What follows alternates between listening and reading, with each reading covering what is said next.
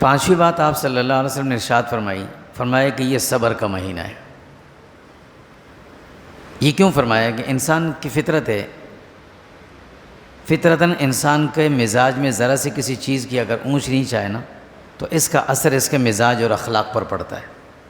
بھوک کی شدت ہو، پیاس کی شدت ہو تو انسان کا مزاج تھوڑا سا بدلتا ہے۔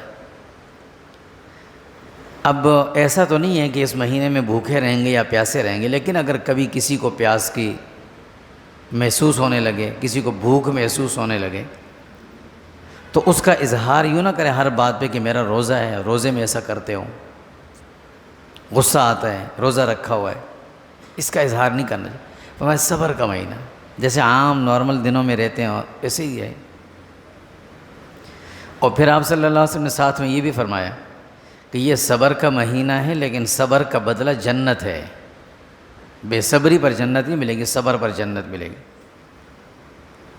اور ساتھ میں یہ بھی فرمایا کہ یہ مسلمانوں کے ساتھ اور انسانوں کے ساتھ غمخواری اور ہمدردی کا مہینہ ہے۔ اس مہینے میں لوگوں کے ساتھ ہمدردی کرنی ہے۔ یہ بڑا اہم نقطہ تھا جو آپ صلی اللہ علیہ وسلم نے فرمایا۔ اس ماہ مبارک میں لوگوں کو نقصان، لوگوں کو تنگی میں نہیں ڈالنا، ان کے لیے نرمی، آسانیاں پیدا کرنی۔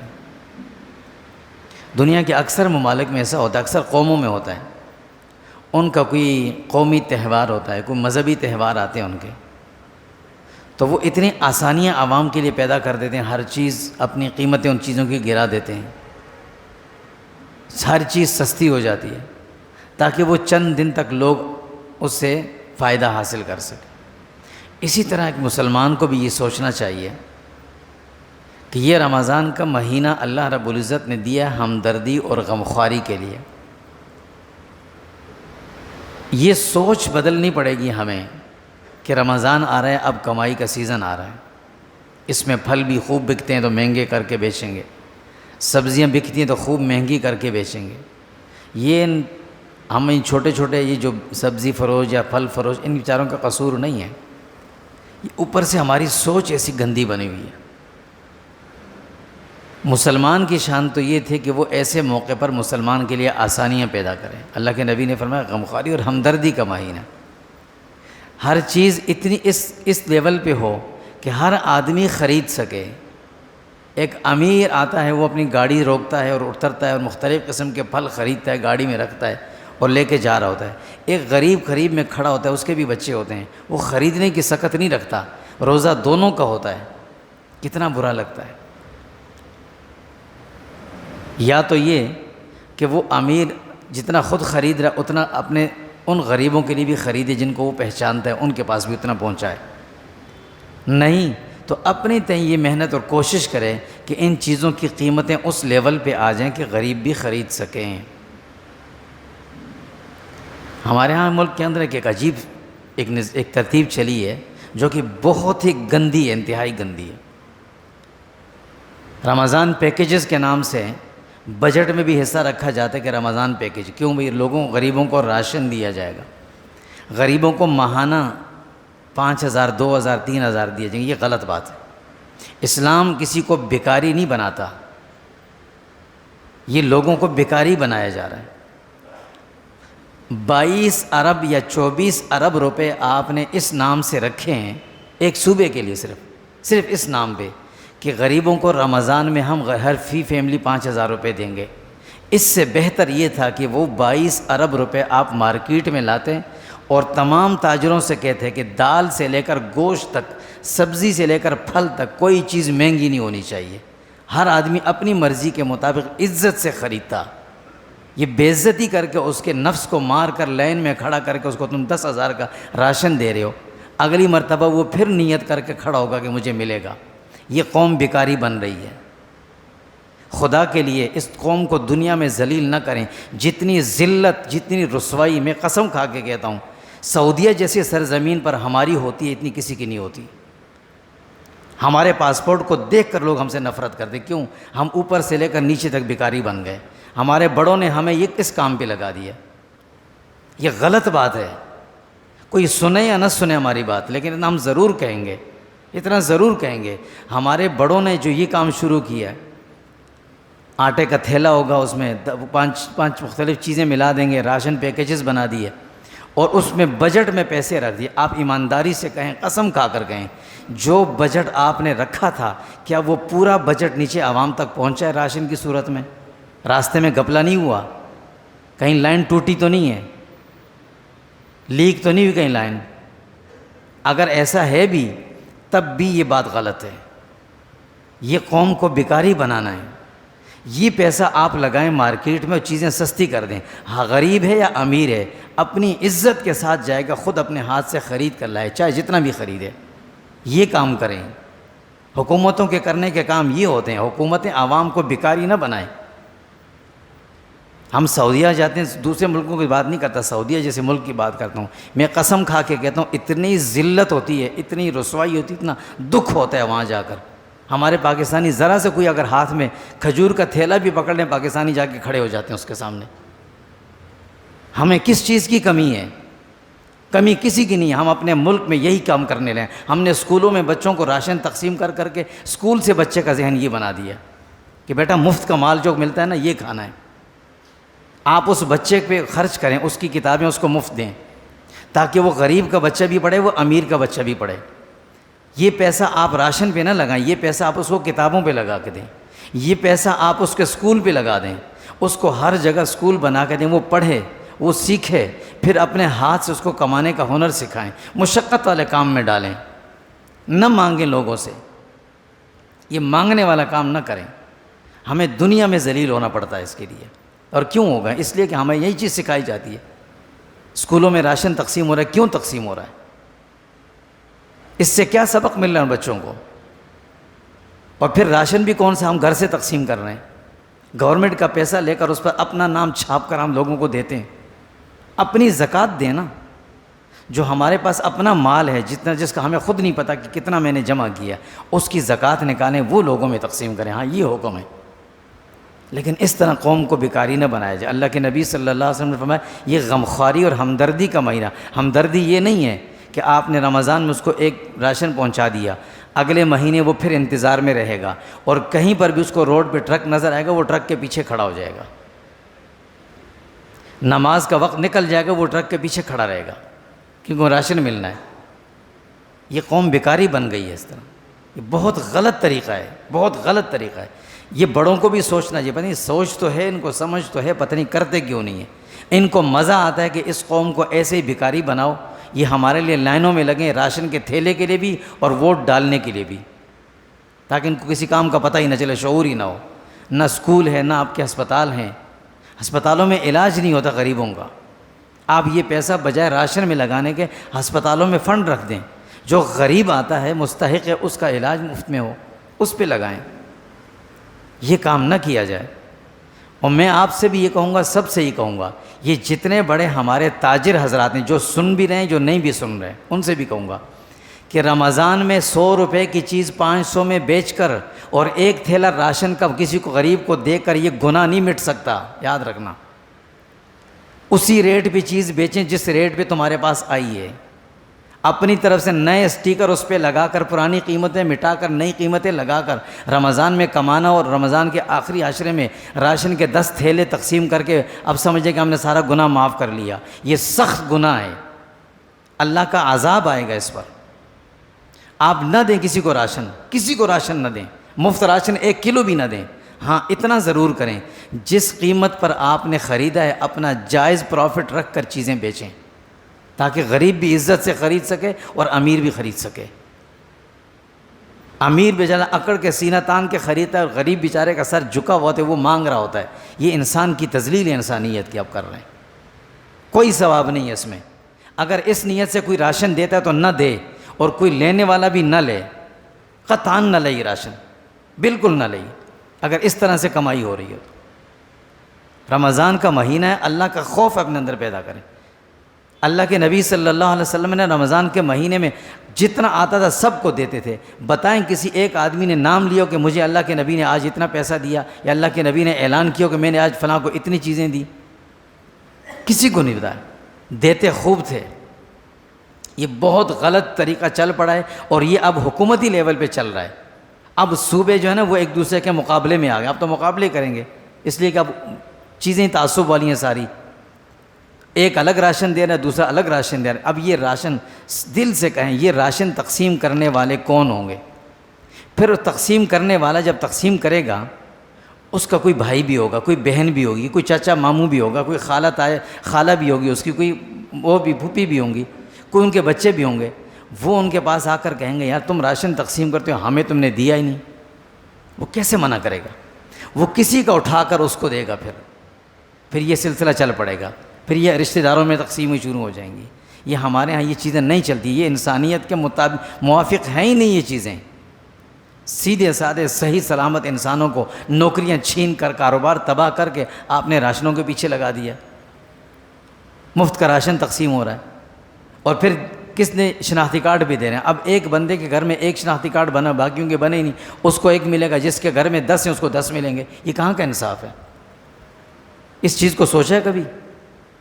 جس گھر میں کھانے والے 10 آدمی ہیں، شناختی کارڈ ایک بندے کے پاس ہے، وہ موجود ہی نہیں گھر میں، وہ ہے ہی نہیں، بیچارہ سفر میں ہے، اب اس کو بولیں گے جاؤ نہیں ملے گا، شناختی کارڈ نہیں لایا۔ یہ انصاف ہے؟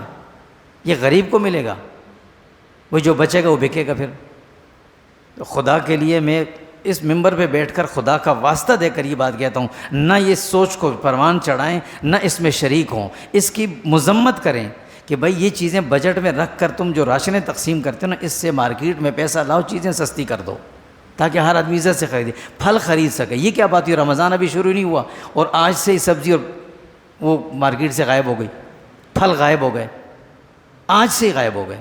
اس پہ کنٹرول کریں، آپ کو اس لیے حکومت دی گئی ہے، راشن تقسیم کرنے کے لیے حکمران نہیں بنایا آپ کو، آپ راشن تقسیم کرنے کے لیے حکمران بن گئے، اس کام کے لیے بنایا گیا تھا۔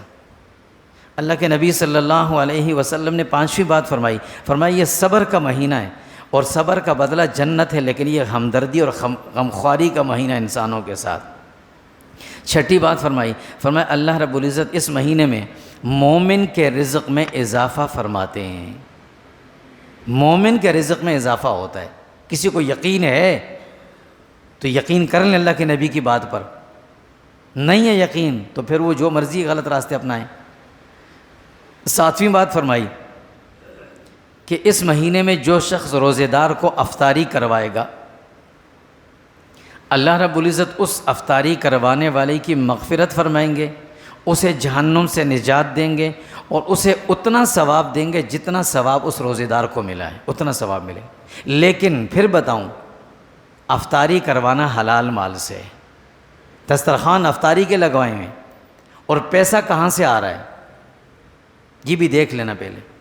ایک کھجور دے دیں اپنے جیب سے خرید کر، یہ زیادہ افضل ہے بنسبت اس کے کہ آپ روڈوں پہ بوفے لگا دیں اور لوگوں کو وہاں بٹھا دیں۔ یہ جو روڈوں پہ افطاریاں کرواتے ہیں نا، ان سے ذرا یہ پوچھیں کہ ان افطاری کروانے والے افطاری کرانے کے بعد نماز کا کیا کرتے ہیں؟ وہ لوگ جن کو تم افطاریاں کروا رہے ہو، وہ لوگ نماز کہاں پڑھتے ہیں؟ پھر آیا ان میں سے کتنے روزے دار ہوتے ہیں؟ لوگ زکوٰۃ کا پیسہ ان کو دیتے ہیں کہ افطاری کرواؤ، یہ زکوٰۃ بھی نہیں ہوتی، یاد رکھیے گا۔ وہاں افطاری کرنے والے زکوٰۃ کے مستحق نہیں ہوتے زیادہ تر، وہاں افطاریاں کرنے والے روڈوں پہ ان میں سے مسلم غیر مسلم کی تمیز نہیں ہوتی، وہ انسانیت کے نام پہ چل رہا ہوتا ہے۔ وہ ٹھیک ہے، وہ اچھے کام کر رہے ہوں گے اپنی طرح، لیکن اپنا فرض ضائع نہیں کرنا، زکوٰۃ ضائع نہیں کرنا، جگہ پہ صحیح دیکھ کر لگانا ہے۔ 8ویں بات اللہ کے نبی صلی اللہ علیہ وسلم نے فرمائی کہ جس نے روزے دار کو کھانا کھلایا، فرمایا کہ قیامت کے دن اس شخص کو میں حوض کوثر سے پانی پلاؤں گا، اور جب وہ میرے ہاتھ سے پانی پی لے گا کبھی وہ پیاسا نہیں ہوگا۔ یہ اس مہینے کی اللہ رب العزت نے فضائل اللہ کے نبی صلی اللہ علیہ وسلم بتا رہے ہیں۔ اور 9ویں بات فرمایا اس مہینے میں جس شخص نے اپنے ملازم کے لیے آسانیاں کر دیں، کام میں آسانیاں کر دیں، اللہ رب العزت فرمایا کہ اس شخص کے لیے اللہ قیامت کے دن آسانیاں پیدا کریں گے۔ اس مہینے میں اپنے ملازمین کے کام کو ہلکا کر دینا، کم کر دینا۔ لیکن ملازمین بھی اس بات کو سمجھیں، وہ بھی اس چیز کو سمجھیں کہ اگر مالک نے آپ کو تھوڑی سی اجازت دی ہے تو اس اجازت کا مطلب یہ نہیں ہے کہ آپ کام کرنا ہی چھوڑ دیں، یہ نہیں، کام اپنا کریں۔ ہاں، جو اس میں چھوٹ ملی، جو کمی، جو تمہیں رخصت دی گئی ہے، آسانی پیدا کی ہے، اس آسانی کا فائدہ اٹھا لیں۔ اپنے ملازمین کے ساتھ نرمی اور آسانی پیدا کرنا۔ اور 10ویں بات اللہ کے نبی صلی اللہ علیہ وسلم نے فرمایا کہ اس مہینے کے، یہ مہینہ 3 حصوں میں تقسیم ہے۔ اس کا ابتدائی حصہ یہ اللہ کی طرف سے رحمت ہے، رحمتیں اللہ کی طرف سے برس رہی ہوتی ہیں۔ درمیانی حصہ مغفرت ہے، اللہ کی طرف سے مغفرت کے اعلانات شروع ہو جاتے ہیں۔ اور آخری حصہ فرمایا کہ یہ جہنم سے نجات کا ہے، کہ اللہ رب العزت اس حصے میں جہنم سے جہنمی کو نجات عطا فرماتے ہیں۔ اب یہ تو اس مہینے سے متعلق اللہ کے نبی صلی اللہ علیہ وسلم نے 10 باتیں ہمیں بتائیں جو ہمیں ازبر ہونی چاہیے، یاد ہونی چاہیے۔ دوسرا، آپ صلی اللہ علیہ وسلم اس مہینے میں کرتے کیا تھے، یہ بھی تو ہم نے دیکھنا۔ حضور صلی اللہ علیہ وسلم اس مہینے میں 4 کام کرتے تھے، خوب اہتمام سے، کثرت سے کرتے تھے۔ وہ 4 کام ہم نے بھی کرنے ہیں۔ 10 باتیں تو ہمیں ہدایت کے طور پر دی گئیں۔ پہلا کام آپ صلی اللہ علیہ وسلم کیا کرتے تھے کہ عبادت خوب کرتے تھے۔ عبادت نماز کی شکل میں ہو، تلاوت کی شکل میں ہو، ذکر اور تسبیحات کی شکل میں ہو، ہر صورت میں عبادت خوب کرتے تھے۔ حضرت عائشہ صدیقہ رضی اللہ تعالیٰ عنہ فرماتی ہیں کہ حضور صلی اللہ علیہ وسلم رمضان کے مہینے میں بہت کثرت سے عبادت کرتے تھے، لمبی لمبی نوافل اور لمبی قرات کے ساتھ نمازیں پڑھتے تھے۔ اور جب رمضان کا آخری عشرہ شروع ہوتا تو فرماتی ہیں کہ آپ ہمیں بھی نہیں سونے دیتے تھے، راتوں کو ہمیں بھی اٹھا دیتے تھے، اٹھو اللہ کی عبادت کرو۔ تو اس مہینے میں ایک کرنے والا کام اللہ کی عبادت کثرت سے کرنی ہے۔ لیکن یہ عبادت صرف اس مہینے تک محدود نہیں رکھنی، اس عبادت کو کثرت سے کرنے کے ساتھ ساتھ اللہ سے مانگنا ہے کہ اللہ اگلے رمضان تک مجھے 5 وقتہ نمازوں کی باجماعت تکبیر اولیٰ کے ساتھ پڑھنے کی توفیق بھی دیں، اور اس کی کوشش بھی کرنی ہے۔ پھر یہ عادت بنانے کے لیے ہوتا ہے۔ پہلا کام حضور یہ کرتے تھے۔ دوسرا کام حضور صلی اللہ علیہ وسلم قرآن کریم کی تلاوت کثرت سے کرتے تھے، خوب کثرت سے کرتے تھے۔ قرآن کریم کی تلاوت اتنی کہ جبرائیل امین آتے تھے، حضور ان کو قرآن سناتے، وہ ان سے سنتے، گویا 2 دفعہ قرآن سناتے تھے۔ ایک مرتبہ جبرائیل امین کو پورا قرآن سناتے تھے، اور پھر جبرائیل امین سے پورا قرآن حضور خود سنتے تھے۔ تو اس کا مطلب کیا ہوا کہ رمضان مہینہ ہی قرآن کا، اس مہینے میں قرآن کی تلاوت بھی کثرت سے کرنی ہے، جتنا زیادہ ہو سکے ہم نے کرنی۔ یہ جو رمضان المبارک میں حفاظ ہوتے ہیں نا، تراویح پڑھانے والے، ایک حافظ ہوتے پڑھانے والا، ایک ہوتا ہے اس کے پیچھے سامع سننے والے، یہ دن کو ایک دوسرے کو قرآن سناتے ہیں۔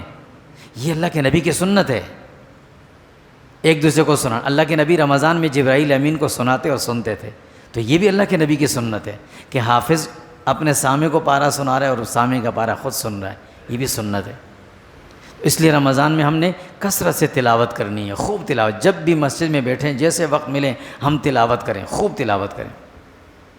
تیسرا کام اللہ کے نبی صلی اللہ علیہ وسلم اس مہینے میں جو کرتے تھے، وہ اللہ کی راہ میں خرچ کرتے تھے، خوب جو ہو۔ خوب سے مراد یہ نہیں کہ انسان جو ہے نا وہ جمع کرے اور خوب پہاڑ کے پہاڑ جو ہے نا وہ مال کے اللہ کے راہ میں خرچ کرے، نہیں، جتنا اللہ نے دیا۔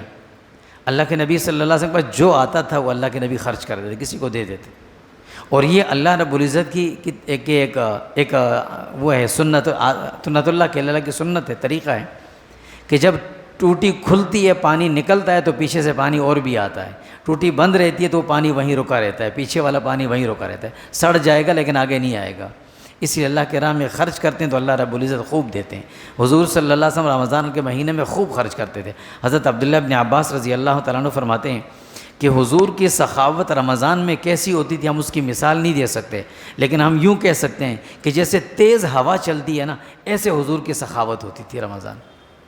تو خوب سخاوت، جتنا ہو سکے انسان افطار میں خرید رہے ہیں، جو چیز خود کے لیے خریدیں، اپنے پڑوسی کے گھر میں تھوڑا سا بھیج دیا، اپنے محلے اپنی گلی میں کسی کو دے دیا۔ ہماری گلیوں کے جو چوکیدار بیٹھے ہوتے ہیں نا، یہ بھی انسان ہوتے ہیں، ان کے بھی روزے ہوتے ہیں رمضان میں، ان کو بھی یاد رکھنا۔ جو ہمارے دکانوں اور مارکیٹوں کے سامنے اسلحہ لے کر کھڑے ہوتے ہیں، ان کا بھی خیال رکھنا، جب ہم کھاتے ہیں ان کو بھی کھلائیں، ویسا ہی ان کی بھی افطار کا خیال رکھیں، ان کو بھی کھانے پینے کا خیال رکھنا چاہیے۔ فرمائے یہ تیسرا کام تھا۔ چوتھا کام جو آپ صلی اللہ علیہ وسلم رمضان المبارک میں کرتے تھے وہ تھی دعا، خوب دعائیں فرماتے تھے حضور، کیونکہ اس مہینے میں دعائیں خوب قبول ہوتی ہیں۔ ویسے تو اللہ رب العزت دعا ہر وقت انسان کی قبول فرماتے ہی ہیں لیکن رمضان میں مانگی جانے والی دعا کبھی رد ہوتی ہی نہیں ہے، قبول ہی قبول ہوتی، اس لیے اللہ کے نبی کی سنت تھی خوب دعائیں مانگیں اور سخاوت کے ساتھ دعائیں مانگیں، بخل کے ساتھ نہیں۔ بخل کی دعا یہ ہوتی ہے کہ انسان اپنے لیے مانگ رہا ہوتا ہے سارا کچھ، اور سخاوت کی دعا یہ ہوتی ہے کہ انسان ساری دنیا کے مسلمانوں کے لیے مانگے۔ اللہ کے نبی صلی اللہ علیہ وسلم نے دعا میں سخاوت کا حکم دیا، اور سخاوت کی دعا کی برکت یہ اللہ کے نبی صلی اللہ علیہ وسلم فرماتے ہیں کہ جو شخص دعا میں دوسروں کو یاد کرتا ہے نا، اللہ فرشتوں کو اس کے ساتھ بٹھا دیتے ہیں، اور فرشتے بھی ہاتھ اٹھا کر کھڑے ہو جاتے ہیں، اے اللہ یہ شخص جو دوسروں کے لیے مانگ رہا ہے نا، اے اللہ پہلے اس کو یہ چیز دے دیں۔ تو اگر ہم نے اپنے لیے فرشتوں سے دعا کروانی ہے جس کی قبولیت میں شک نہیں ہے، تو ہم اپنی رمضان کی دعاؤں میں سخاوت پیدا کریں، دوسروں کے لیے دعائیں مانگیں، سب کے لیے مانگیں، اور خاص طور پر اپنے ان فلسطین کے مسلمانوں کو ضرور اپنی دعاؤں میں یاد رکھیں۔ اپنے ان اخراجات میں جو ہم اب رمضان کے مہینے میں ہم زکوٰۃ یا دوسرے مد میں چیزیں دیں گے اس میں بھی، اور اس طرح اپنی دعاؤں میں بھی ان لوگوں کو خوب یاد رکھیں۔ وہ بھی ہماری طرح انسان، ہم سے زیادہ اچھے تھے، دیندار تھے، ہم سے زیادہ وہ اچھا آسودہ حال تھے، لیکن اللہ کی طرف سے اس وقت امتحان سے گزر رہے ہیں۔ ان کا امتحان وہ جو نظر آ رہا ہے، اور ہمارا امتحان یہ ہے کہ ہم کر کیا رہے ہیں۔ وہ اپنے امتحان میں پاس اور ہم اپنے امتحان میں ناکام ہو گئے، تو ایسا نہ ہو۔ یہ ایسا ہی ہو جائے گا جیسے ایک بچہ پیپر دینے کے لیے گیا اور نقل دینے والے سے کہا مجھے باہر سے، میں آپ کو سوال لکھ کے دوں گا، مجھے جواب اس کے باہر سے لکھ کے دے دینا۔ باہر والا یا تو جواب دے ہی نہ سرے سے، یا غلط لکھ کے بھیج دیا اندر، تو اندر والے کا تو قصور نہیں تھا، وہ قصور تو اس کا جو باہر سے اس نے پھینکا تھا۔ تو اس لیے ان کو اپنی دعاؤں میں بھی خوب یاد رکھنا ہے۔ یہ 10 باتیں تھیں، 10 باتیں اللہ کے نبی صلی اللہ علیہ وسلم نے رمضان سے متعلق ہمیں ہدایت کے طور پر دیں، اور 4 کام حضور نے کر کے بتائے۔ ان کاموں کو ہم نے اس مہینے میں خوب اہتمام سے کرنا ہے۔ اللہ تعالیٰ ہمیں عمل نصیب فرمائے۔ وصلی اللہ تعالیٰ